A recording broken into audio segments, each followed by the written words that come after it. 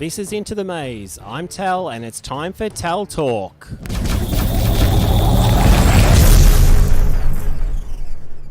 Thanks for joining us. This is Tal, and in this episode I'm introducing an idea we had a little while back called Tal Talk.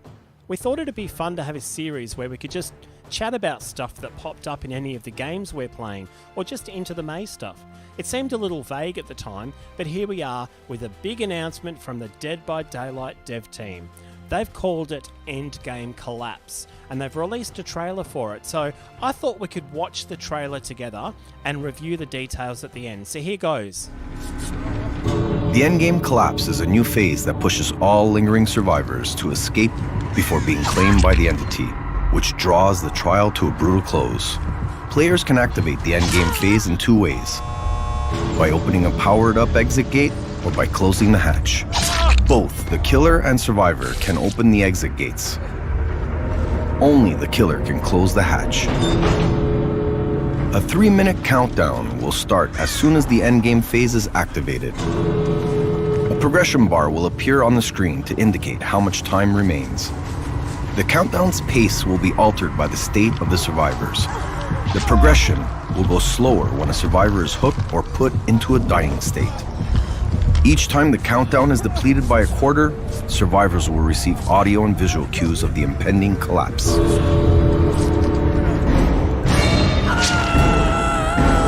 When time runs out, any survivor remaining, even those hiding in lockers, will fall into the clutches of the entity. They will count as regular sacrifices for the killer. When only one survivor remains, the hatch will spawn and open, no matter how many generators were repaired. Once the endgame phase is activated, all generators will be blocked by the entity. Tensions will run high as the survivors race against the clock to save their friends from the entity, while evading the killer. But in the end, all will collapse.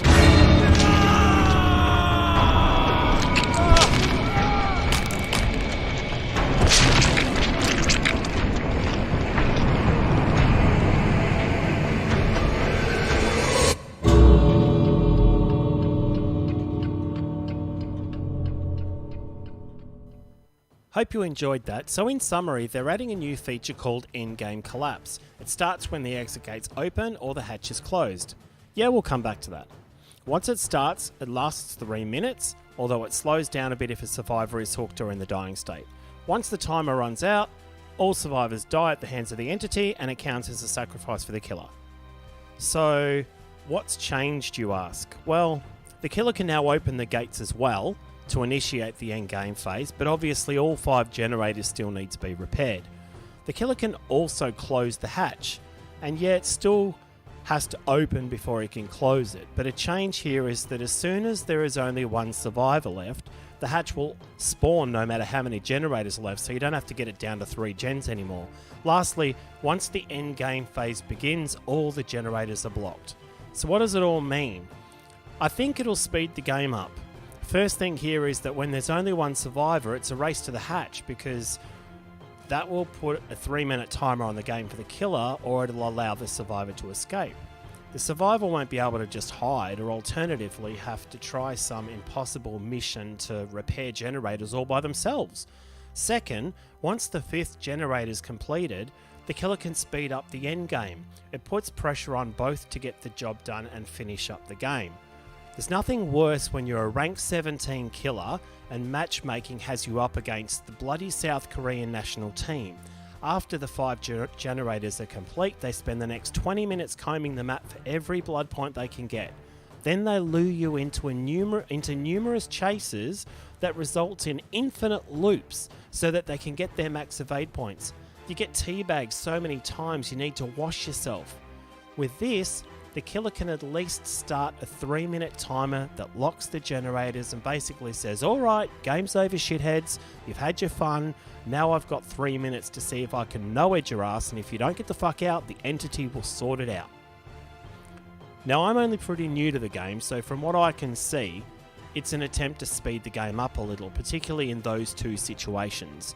Tell me what you think in the comments. I haven't taken any time to consider how this will impact any perks, but I know that the devs have created a Q&A for all the little details. It goes live on the PTB on the 26th of April, but they haven't given us a date for public release.